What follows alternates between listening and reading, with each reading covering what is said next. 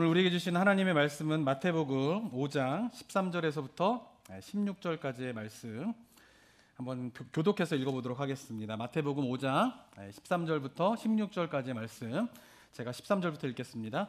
너희는 세상의 소금이니 소금이 만일 그 맛을 잃으면 무엇으로 짜게 하리요? 후에는 아무 쓸데없어 다만 밖에 버려져 사람에게 밟힐 뿐이니라.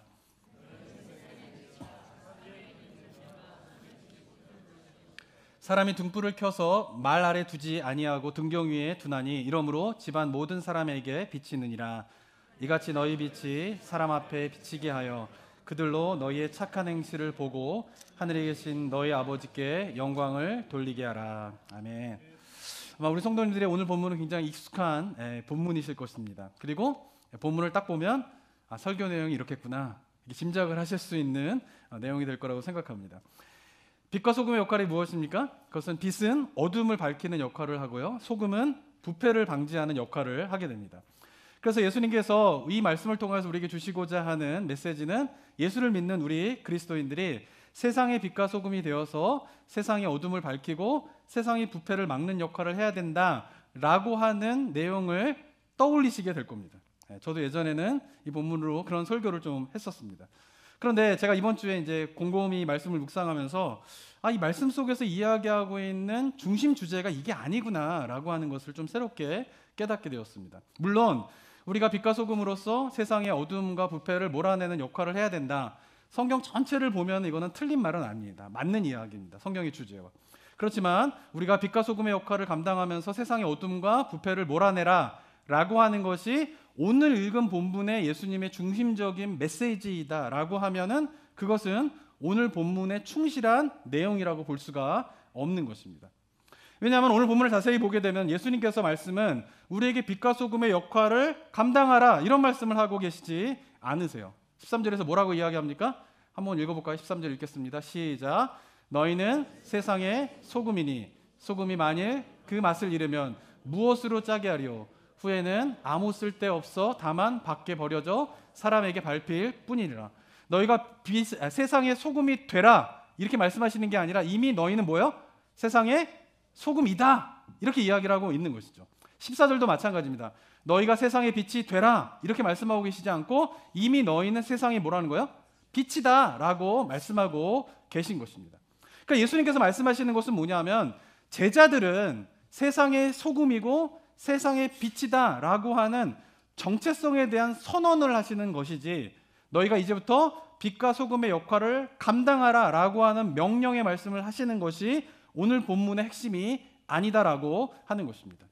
자, 그렇다면 과연 왜 예수님의 제자들이 세상의 소금이고 왜 예수님의 제자들이 세상의 빛이라고 예수님께서 말씀하시는가? 그 이유는 우리가 지난 몇 주 동안 살펴본 팔복의 내용과 연관이 되어 있습니다. 제가 말씀을 드렸지만 팔복의 8가지의 말씀은 뭡니까? 예수님을 따르는 제자들이 살아가야 할 8가지의 삶의 방식에 대한 이야기를 하고 있는 것이에요. 제자들이 예수님께서 말씀하신 8가지의 삶의 방식으로 살아가는 것을 추구하면은 그냥 자연스럽고 나타나게 되는 일이 뭐냐면 그렇게 8가지의 삶의 방식으로 살아가는 제자들은 세상에 뭐가 되는 거예요? 소금이 되는 거예요. 그러니까 내가 노력해서 소금이 되고 내가 노력해가지고 빛의 역할을 감당해가지고 세상의 빛과 소금이 되는 것이 아니라 팔복의 내용들을 내가 추구하면서 그 팔복의 삶의 방식대로 살아가게 되면 저절로 나타나게 되는 삶의 결과는 뭐냐면은 세상의 빛이 되고 세상의 소금이 되는 그런 일들이 일어나게 된다라고 하는 것에 대해서 말씀을 하고 계신 것입니다. 그러면서 예수님께서 제자의 정체성에 대한 선언을 딱 하시고 난 다음에 정말 하시고 싶은 말씀은 뭐냐면 13절의 후반부인 거예요. 13절의 후반부. 한번 13절의 후반부 보면 어떻게 되어 있습니까? 너희는 세상의 소금이다 이렇게 말씀하시고 난 다음에 소금이 만일 그 맛을 잃으면 무엇으로 짜게 하리요? 라고 말씀하십니다. 근데 우리나라 말 번역에 만약에 소금이 그 맛을 잃으면 무엇으로 짜게 하리요? 라고 하는 이 표현을 우리가 이걸 어떻게 이해하기 쉽냐 하면은 소금이 만약에 그 짠맛을 잃어버리면 이제 무엇으로 음식을 짜게 하겠느냐, 무엇으로 음식의 맛을 내겠느냐라는 의미로 무엇으로 짜게 하리요 라고 하는 표현을 이해하는 경향이 있어요. 그런데 여기서 이야기하는 것은 소금이 만약에 그 맛을 잃어버리면 이제 무엇으로 음식을 짜게 하겠느냐, 무엇으로 음식의 맛을 내겠느냐라고 하는 의미를 하는 것이 아니라, 여기서 이야기하는 것은 소금이 만약에 그 맛을 잃어버리면 무엇으로 맛을 잃어버린 그 소금을 다시 짜게 하겠느냐라고 하는 의미가, 무엇으로 짜게 하리오라고 하는 의미이다라고 하는 것입니다. 그러니까 만약에 소금이 짠맛을 잃어버리면 어떻게 그 소금을 다시 짜게 할 수 있느냐라고 하는 질문을 예수님께서 던지시는 것입니다. 그러면서 여기서 말씀하시는 걸 가만히 보게 되면 이게 맞는 말인 것 같은데 말이 안 되는 이야기예요. 왜냐하면 소금이 짠맛을 잃어버리는 일이 일어날 수 있습니까? 헷갈리세요? 소금인데 소금이 짠맛을 잃어버리는 일이 일어날 수 있어요? 일어날 수 없어요. 그죠? 근데 일어날 수 없는 일인데, 소금이 그 짠맛을 잃어버리는 일은 일어날 수 없는 일인데 왜 예수님께서는 소금이 그 짠맛을 잃어버림에 대한 이야기를 하고 계시는가, 이 부분을 우리가 생각해 봐야 하는 것이죠.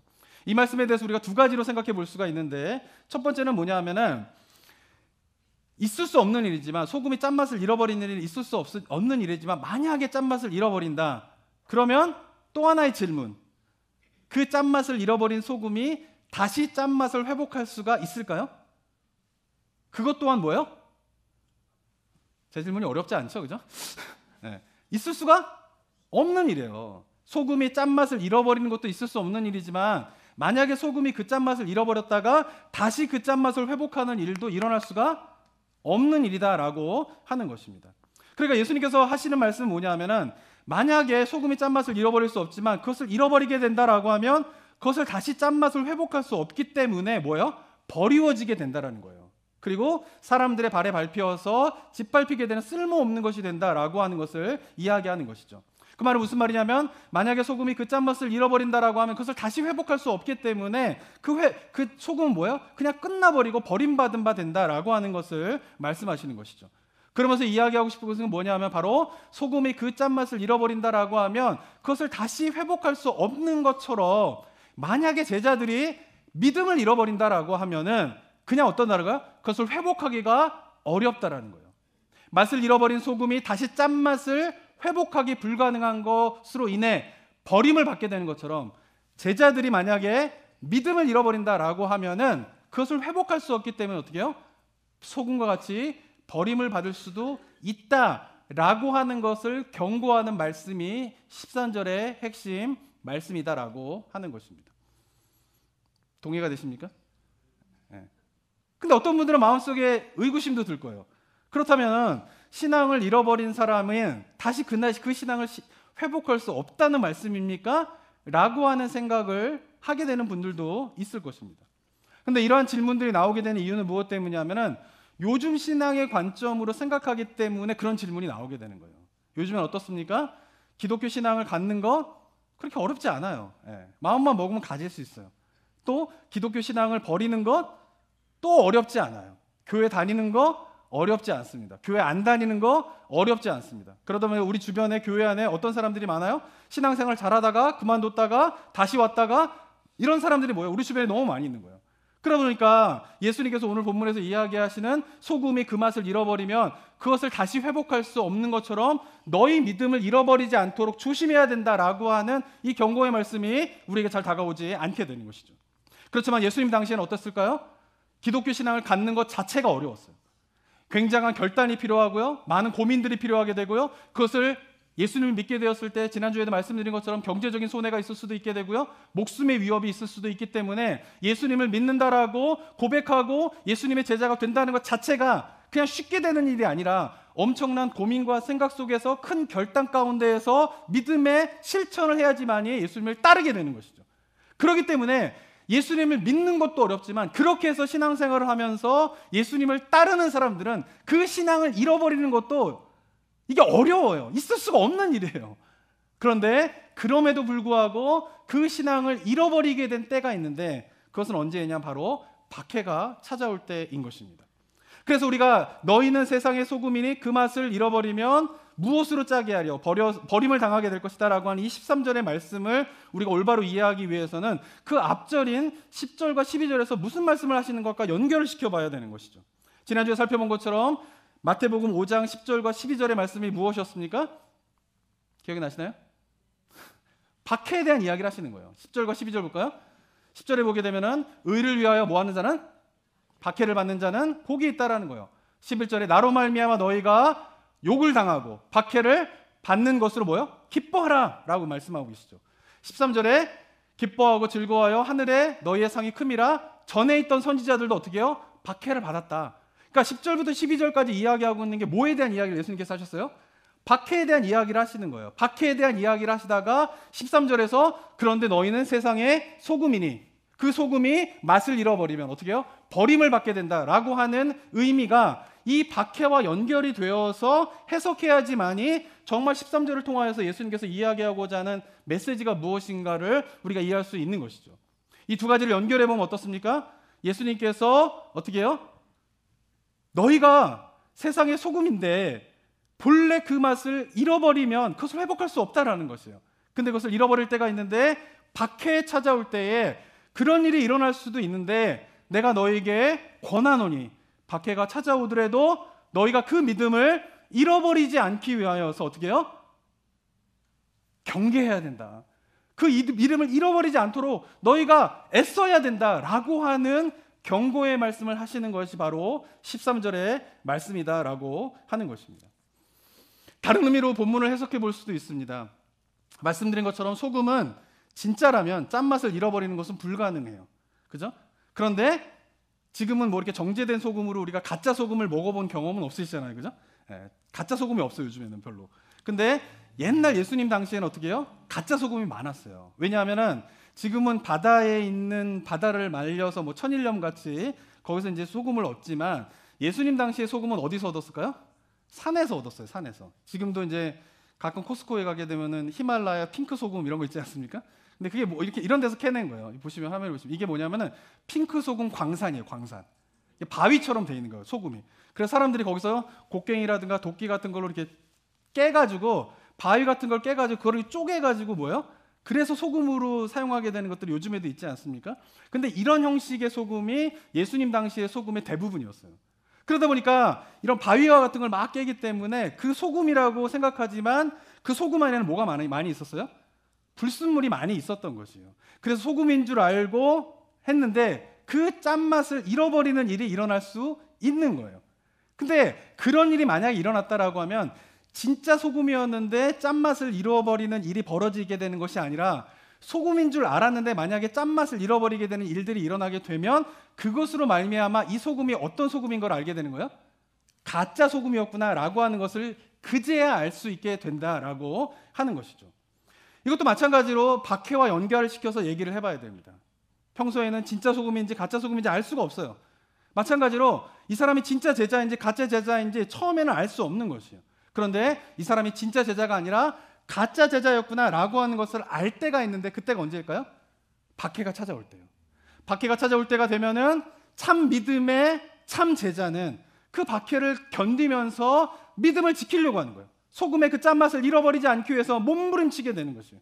그러나 가짜 제자들은 어떻습니까? 진짜 제자인 것처럼 행동하지만 박해가 찾아오게 되자 소금이 그 짠맛을 잃어버림으로 말미암아 이것이 가짜 소금이었구나라고 하는 것이 드러나는 것처럼 그 박해를 통하여서 그 믿음을 잃어버림으로 말미암아 이 제자가 참 제자가 아니라 가짜 제자가 되는 것이 드러나게 되는 일들이 일어나게 된다라고 하는 것입니다. 예수님이 바로 그 부분에 대해서 경고를 하는 것이에요. 어떤 핵심이 뭐예요? 소금은 짠맛을 잃어버리면 안 된다. 여기에 뭐예요? 포커스가 있다라고 하는 것입니다. 너희는 세상의 빛이라 라는 말씀도 마찬가지로 해석을 해야 됩니다. 15절 한번 읽어볼까요? 15절 한번 읽어보겠습니다. 시작.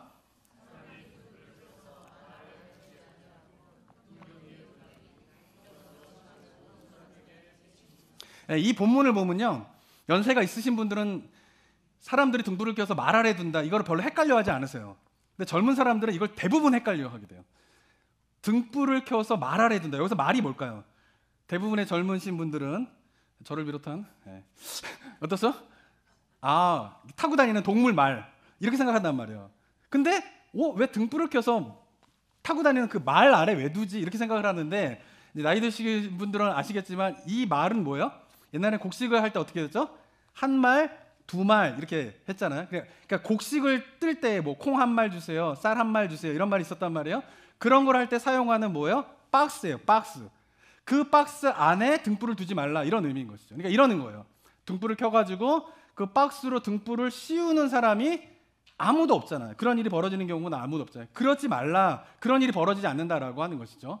오히려 어떻게 해요? 등경 위에 둔다라고 하는데, 등경도 뭐냐면 바로 이런 스탠드를 이야기하는 거예요. 스탠드 위에다가 둬서 어떻게 해요? 그 등불은 방 전체를 비추게 되는 역할을 하는 것이지, 등불을 켜가지고 박스 안에다 이렇게 가두어 두게 되는 일은 일어나지 않는다라고 이야기를 하시고 계시는 것입니다. 그래, 여기서 이야기하고 있는 것은 뭐냐면, 예수님께서 빛의 특징에 대해서 이야기하는, 너희는 세상의 빛이다, 여기에 포커스가 있는 것이 아니라 더 중요한 포커스가 있는 거예요. 뭐예요? 빛의 특성이 있는데, 그 빛의 특성은 뭐예요? 숨길 수 없다라는 거예요. 빛의 특성이 있는데 그것은 뭐예요? 드러날 수밖에 없다라고 하는 것에 대해서 예수님께서 이야기를 하고 계시는 것입니다. 이 역시 박해와 관련되어 있는 것이죠. 의를 위하여서 박해를 잡는 자는 복이 있느니라 라고 말씀하시고 난 다음에, 너희는 세상의 빛이니, 빛은 뭐예요? 숨길 수 없다라는 거예요. 빛은 드러날 수밖에 없다라고 말씀하시는 의미가 무엇이냐면은, 예수님을 믿는다는 이유로 박해를 받게 되면 누구나 나타나는 첫 번째 반응은 뭘까요? 숨는 거예요. 그죠? 내가 그리스도인으로 살아가는데, 만약에 내가 그리스도인이다라고 하는 이유만으로 나를 누군가가 박해하고 나를 죽이려고 한다, 대부분에 나타나는 첫 번째 반응은 뭐예요? 내가 그리스도인인 것을 나타내고 싶지 않은 거예요. 숨으려고 하는 것이죠. 그런데 예수님께서 말씀하시는 것은 뭐냐면, 너희는 세상의 빛이니, 박해가 온다 솔치대로 숨어서는 안 된다는 거예요. 숨을 수 없다라는 거예요. 그리고 어떻게 해요? 너희가 그리스도인임을, 너희가 예수님의 제자임을 드러내야 한다. 박해 가운데에서도 너의 신앙을 드러내야 된다라고 하는 것이 뭐예요? 이 15절 말씀의 핵심적인 말씀이다라고 하는 것입니다. 그러니까 오늘 본문의 내용은 뭐냐면은, 너희는 세상의 소금이다라고 하는 거에 대한 선언의 포인트가 있는 게 아니라, 그것은 이미 선언하고 난 다음이에요. 그리고 중요한 것은 뭐냐면, 그런데 그 소금은 결코 짠맛을 잃어버릴 수 없는 것과 같이 너희도 그 믿음을 잃어버려서는 안 된다라고 하는 것에 경고의 말씀을 하고 계신다라고 하는 것이죠. 또 너희는 세상의 빛이다 라고 선언하시고 난 다음에 예수님께서 말씀하시는 것은 뭐냐면, 그러기 때문에 너희는 숨을 수 없다라는 거예요. 너희가 그리스도인 됨을, 예수님의 제자 됨을 숨기지 말고, 박해가 온다 손치더라도 어떻게 해요? 그것을 밝히 드러내라. 그리고 그때 드러내가 될 때에 세상은 너희를 통하여서 하나님을 알게 되는 일들이 있게 될 것이다 라고 하는 것에 대한 이야기를 예수님께서 하고 계신다라고 하는 것입니다. 저는 한 주간 이 말씀을 묵상하면서 굉장히 마음 가운데 무거움이 있었어요. 첫 번째는, 과연 내 자신을 볼 때에 과연 이것이 나에게 적용될 수 있는 신앙의 모습인가를 다시 한번 좀 깊게 생각하고요. 또 하나의 무거운 마음은, 그냥 성도님들한테, 우리 성도님들 다 여러분들 세상의 소금입니다. 여러분들 세상에서 부패를 방지하면서 승리하며 사시기 바랍니다. 여러분들의 세상의 빛입니다. 어둠을 밝히시는 삶으로 여러분 나아가시기 바랍니다. 막 이렇게 희망찬 이야기를 하면 좋은데, 이 내용은 예수님께 정말 이야기하고자 하는 내용, 그렇게 희망찬 이야기는 아닌 거예요. 굉장히 엄중한 뭐예요? 경고를 하고 계시는 거예요. 믿음을 잃어버리지 않기 위해서 네가 어떻게 해야 되는지 좀 깨어있으라라고 이야기를 하고 계신 거죠. 그럴 때에 과연 우리 성도들 가운데 이러한 본문의 말씀에 얼마나 많은 분들이 아멘으로 화답할까라고 하는 마음의 의구심들이 생겼습니다. 그래서 제가 일주일 동안 말씀을 준비하면서 제가 늘 계속 기도했던 내용이 뭐냐면은, 하나님, 이 말씀의 내용들에 아멘으로 화답하게 되는 주의 백성들 될 수 있도록 주님 도와주십시오라고 제가 기도했어요. 제 이야기를 드린 이유가 뭐냐면은, 오늘 본문의 말씀은 너희는 세상의 빛과 소금으로 희망차게 삶을 살아라 라고 하는 희망의 메시지라기보다는, 이 땅 가운데 그리스도인으로서 어떻게 살아가야 되는지에 대한 이야기를 하고 있는 부분들이어서 굉장히 우리가 영적인 무게감을 가지고 이 본문의 말씀을 받아야 하기 때문에 그런 것입니다. 우리 성도님들은 혹시 일사각오라고 하는 단어의 뜻을 아십니까? 일사각오라고 하는 단어가 있습니다. 이것은 뭐냐면, 자신에게 부여된 사명을 완수하기 위해 한번 죽을 각오를 한다라고 하는 단어입니다. 이 단어를 누가 사용했냐면 바로 주기철 목사님께서 사용하셨어요. 주기철 목사님께서 일제의 압박 속에서 신사참배에 예수 그리스도로의 신앙을 부인하고 신사참배할 것을 요구받을 때에 그가 마지막으로 순교를 하게 되면서 그가 내뱉은 고백이 뭐냐면 바로 일사각오입니다. 하나님께서 나에게 주신 그 사명을 완수하기 위해서 나는 한번 죽을 각오로 순교하겠다라고 주기철 목사님이 이야기를 하셨습니다. 저는 오늘 본문의 말씀이 바로 이 말씀이 아닌가라고 하는 것을 깊이 새겨보게 됩니다. 소금이 그 맛을 잃어버리는 일이 일어날 수 없는 것처럼 참된 제자라면, 참된 그리스도인이라면 그 믿음을 저버리는 일이 일어날 수 있어서는 안 된다라고 말씀하시는 것. 본문의 핵심은 소금이 그 맛을 잃어버리면 밖에 버리워져 발에 밟히게 된다라고 하는 부분인데, 이 말씀을 하시는 이유는 뭐냐면 그만큼 너희가 믿음을 잃어버리지 않기 위하여서 몸부림쳐야 된다라고 하는 예수님의 말씀이 제 마음 가운데 너무 깊이 다가왔기 때문에 그러고 있습니다. 근데 많은 경우는 어떨까요? 이런 본문 속에서 신앙을 떠났다, 아까도 말씀드린 것처럼 다시 신앙생활하는 사람들은 교회 많던데요, 이런 생각들이 나오죠. 믿음을 잃어버렸다가 회개하면 다시 신앙생활할 수 있는 거 아닌가요?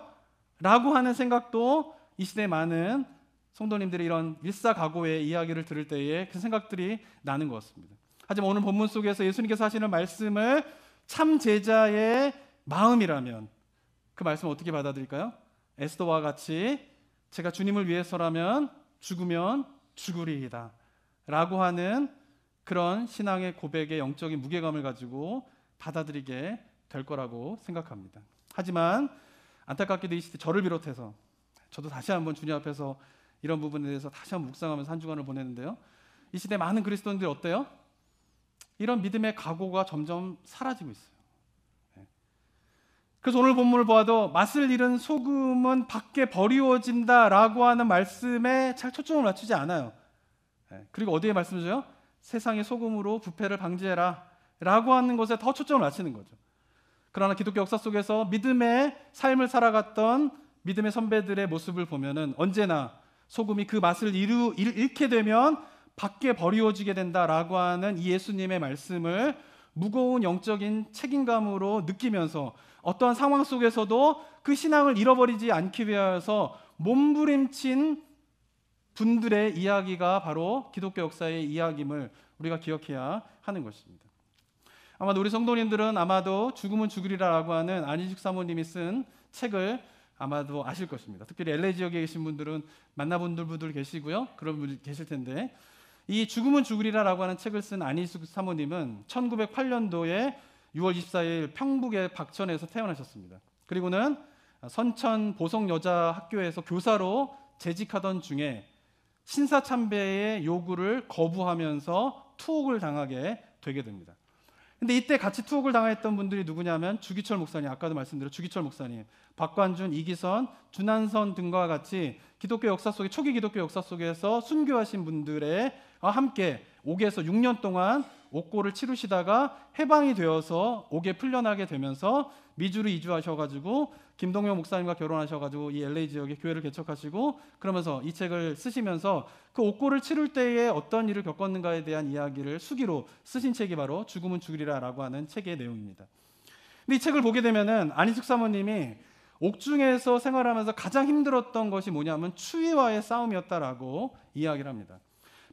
평양에 있는 형무소에 있을 때에 너무나 추워가지고 안희숙 사모님이 경험했던 게 뭐냐면은 이 눈알이 얼어버렸대요. 눈알이 너무 추워가지고 눈알이 얼어가지고 눈에서 고름이 나와가지고 시력을 잃을 정도의 상태가 되셨다고 합니다.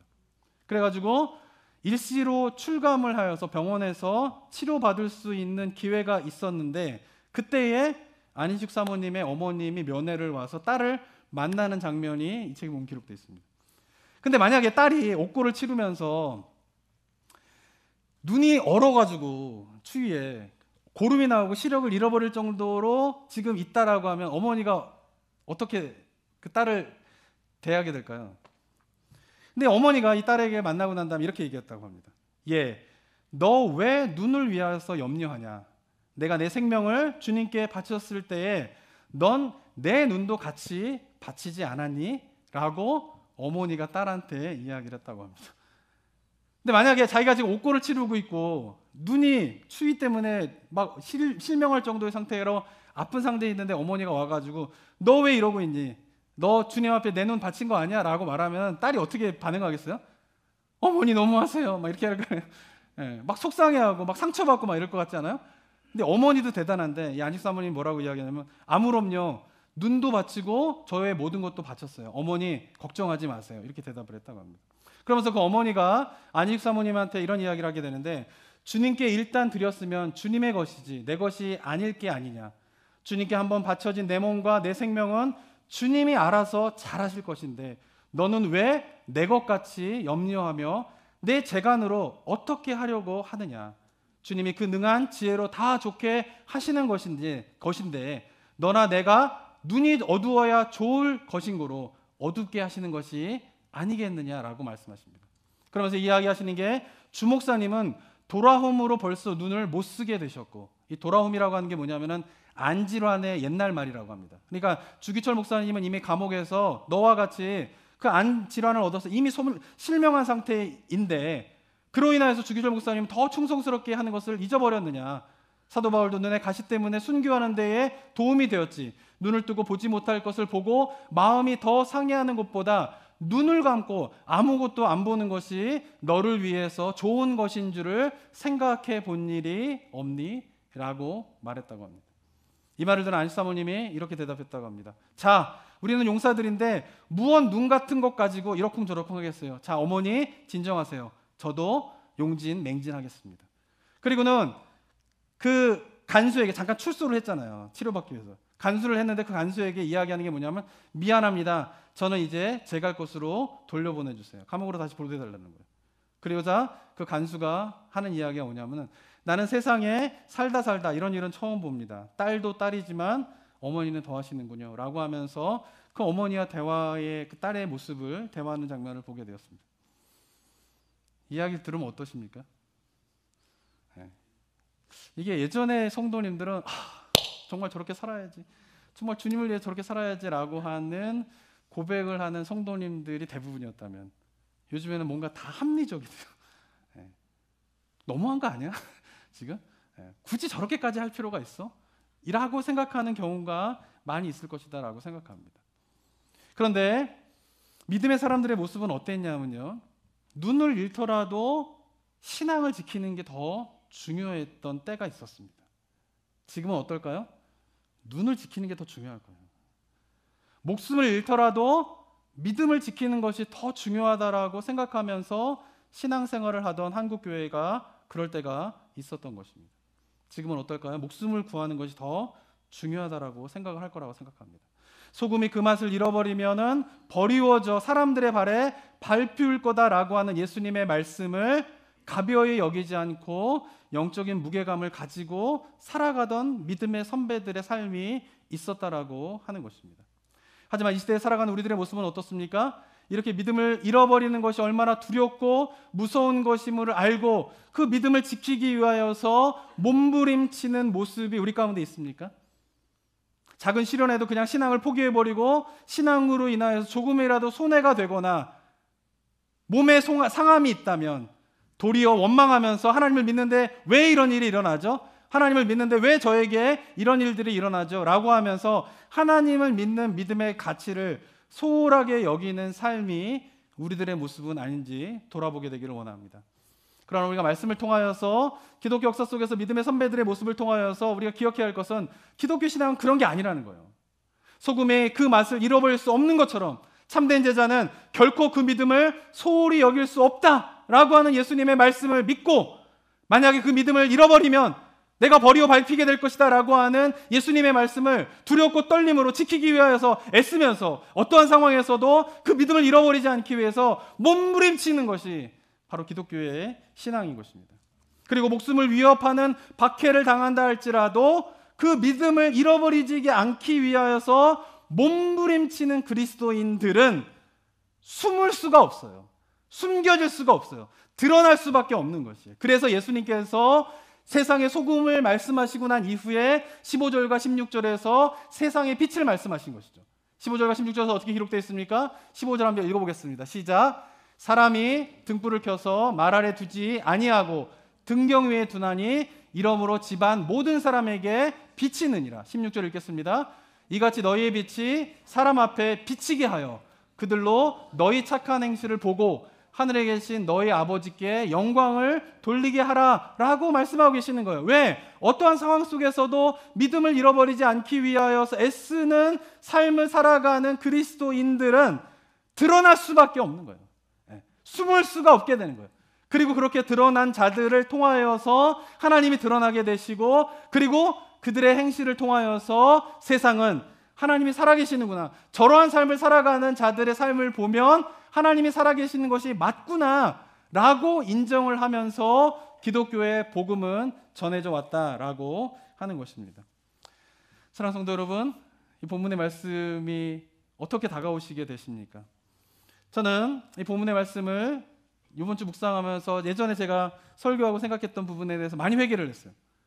저도 이 본문의 말씀을 가지고 많은 목사님들이 설교하는 것처럼 어둠을 밝히고 세상의 부패를 방지하는 빛과 소금으로 살아갑시다, 그렇게 우리가 살아갑시다 라고 외쳤지만, 그리고 수많은 강단에서 지금도 이 본문을 가지고 세상의 빛으로, 세상의 소금으로 우리가 살아갑시다, 세상의 부패를 막고 세상의 어둠을 몰아내는 일대로 살아갑시다 라고 외치고 있지만, 그런 한국 교회가 처해져 있는 한국 사회의 현실은 어떻습니까? 90년대 5천만의 인구 가운데 1,000만이 기독교인일 때가 있었어요. 20%가 넘는 크리스천들이 한국의 인구로 차지하고 있었던 때가 있었습니다. 그런데 놀랍게도 그 90년대와 2000년대 초반에 사회적인 문제를 일으키는 교회와 목회자와 그리스도인들이 가장 많이 남았어요. 강단에서 세상의 부패를 막고 세상의 어둠을 몰아내는 세상의 소금과 빛으로 살아갑시다 라고 외쳤지만, 그러나 뭐예요? 현실은 그렇지 못했던 거예요. 이유가 무엇 때문일까요? 그래서 우리가 추구해야 할 것은 뭐냐면, 내가 소금이 되겠다, 빛이 되겠다 라고 해서 되는 게 아니에요. 우리가 추구해야 할 것은 뭐냐면은 심령의 가난함을 추구하는 거예요. 애통함을 추구하는 거예요. 의에 줄이고 목마름을 추구하는 거예요. 마음의 청결함을 추구하는 거예요. 화평케함을 추구하고요, 긍휼함을 추구하고요, 마지막으로 의를 위하여서 박해를 받는 것을 나의 기쁨으로 섬기게 되는 그 팔복의 삶을 추구하게 되면은 어떻게 해요? 자연스럽게 세상의 빛과 소금으로서의 삶을 살아가게 되는 것이죠. 그러니까 세상의 빛과 소금으로 살아가려고 노력해서 그렇게 되는 게 아니라, 먼저 팔복에서 주어져 있는 제자의 삶의 모습을 우리가 살아가려고 노력하게 될 때 어떻게 해요? 자연스럽게 빛과 소금의 역할을 감당하는 일들이 일어나야 되는데 순서가 뒤바뀐 거예요. 그리고 우리 신앙생활 속에서도 정말 추구하고 우리가 바라봐야 될 것이 무엇인가를 다시 한번은 생각해 봐야 될 시대를 우리가 살아가고 있다라고 하는 것입니다. 우리가 세상의 빛과 소금이 되려고 노력하면 안 돼. 내가 소금의 빛과 역할을 감당해서 세상의 부패와 어둠을 몰아내려고 해서 안 되지만, 혹시라도 된다, 그런 일이 벌어진다, 그러면 그것은 누구의 힘으로 한 거예요? 내 힘으로 한 거예요, 내 힘으로. 그런데 우리가 추구해야 될 것은 뭐냐면은 하나님만이 뭐예요? 세상의 부패와 세상의 어둠을 몰아낼 수 있다라고 하는 것이에요. 근데 다만 필요한 것은 뭐냐면은 하나님께서 세상의 부패와 어둠을 몰아내시기 위하여서 그 일을 행하시기 위한 뭐예요? 통로가 필요한 거예요. 통로가. 그 통로가 누구냐? 바로 팔복의 삶을 살아가는 제자들이 어떻게 해요? 그 통로가 되게 되는 거예요. 세상의 어둠과 부패는 하나님께서 하셔야지 가능한 것인데, 그 하나님의 행하심에 나의 삶이 통로로 쓰임받고자 하는 팔복의 삶을 살아가는 예수님의 제자들이 그 통로로서 쓰임받게 될 때 그런 일들이 일어나게 된다라고 하는 것입니다. 그리고 그 팔복의 삶을 살아가는 그 제자들은 어떻게 해요? 어떠한 상황 속에서도 믿음을 잃어버리지 않기 위해서 몸부림치면서 신앙생활을 하게 되어 있는 것이에요. 그리고 그렇게 믿음에서 지키기 위해서 몸부림치며 신앙생활을 하는 그리스도인들은 감출 수가 없고 드러나게 되면서 세상은 그들의 삶을 통하여서 하나님을 알아가게 되는 일들이 벌어지게 되는 것, 그것이 바로 기독교의 신앙인 것입니다. 사랑하는 성도 여러분, 부담이 되십니까? 만약에 오늘 말씀은 참 부담스러운 이야기일 수 있어요. 그런데 이러한 삶을 만약에 내 힘으로 살려고 하면 엄청난 부담이죠. 뭐 부담일 뿐만 아니라 할 수가 없어요. 근데 놀라운 것은 뭐냐면은 우리 성도님들이 어떻게 하셔야 돼요? 내가 이러한 삶을 살아야지라고 하면은 안 돼요, 안 돼.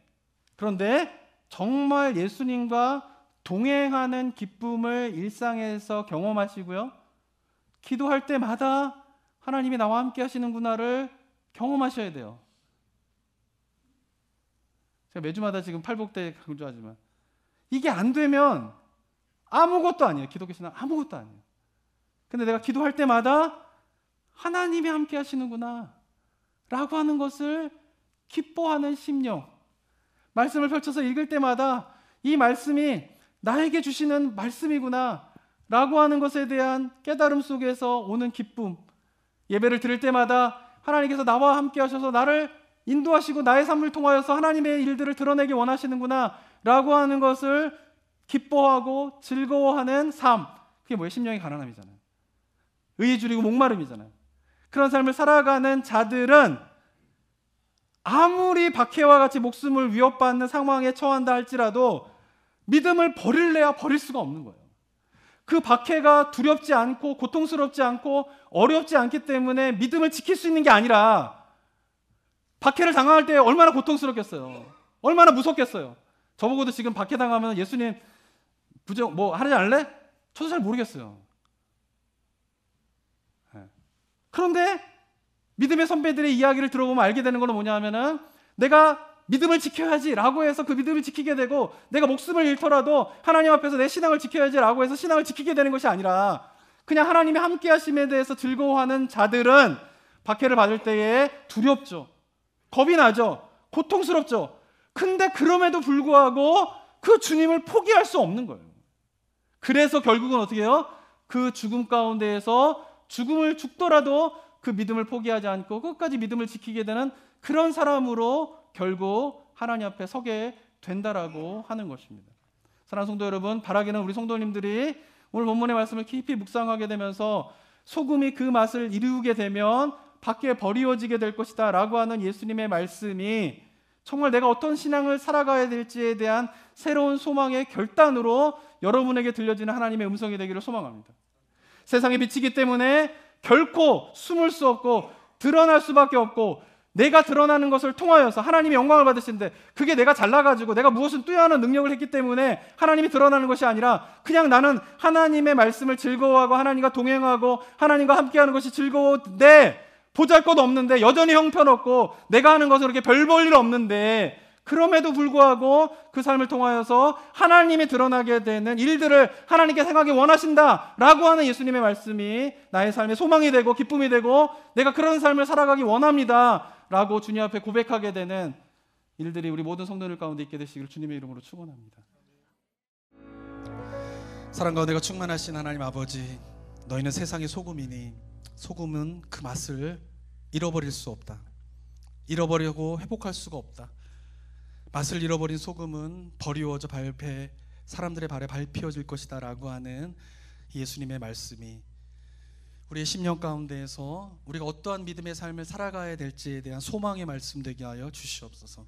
너희는 세상의 빛이니 감출 수 없는 너의 정체성을 인식하고 드러내는 삶을 통하여서 하나님이 그 삶을 통하여서 일하시고, 하나님이 그 삶을 통하여서 드러내기 원한다라고 하는 예수님의 말씀이 우리의 삶 가운데 기쁨이 되는 그런 신앙이 우리 모두가 될 수 있도록 인도하여 주시옵소서. 내가 잘났기 때문에, 내가 뭔가 뛰어나기 때문에 그런 일들이 가능한 것이 아니라, 내 안에 성령이 계시기 때문에 그 성령의 인도하심을 따라 살아가다 보면 그러한 삶으로 하나님께서 사용하실 것이다 라고 하는 이 놀라운 약속의 말씀이 우리 성도님들의 심령 가운데에서 이 시간 이후에 우리가 살아가야 할 신앙의 지표가 되게 하여 주시옵고, 그래서 결국에는 지금은 참 부족하고 연약하지만 소망하며 주님과 동행하기를 기뻐하는 삶을 향하여 한 스텝 한 스텝 걸어가는 자들의 삶 속에서 결국은 약속하신 그 말씀대로의 삶을 체험하게 되는 그런 놀라운 은혜가 우리 모든 성도들 가운데 있을 수 있도록 주님 도와 주시옵소서. 그래서 주님 앞에 서게 되는 그날, 그 영광스러운 자리에 우리 모두가 서서 주님 앞에 잘하였도다 착하고 충성된 종아, 내가 너에게 맡겨진 직분을 네가 성실히 행하였구나, 믿음을 지키고 이 자리에 섰구나 라고 하는 주님의 칭찬의 말씀을 듣는 우리 모두가 될 수 있도록 주님 역사하여 주시옵소서. 감사드리며 예수 그리스도의 이름으로 기도드립니다. 아멘.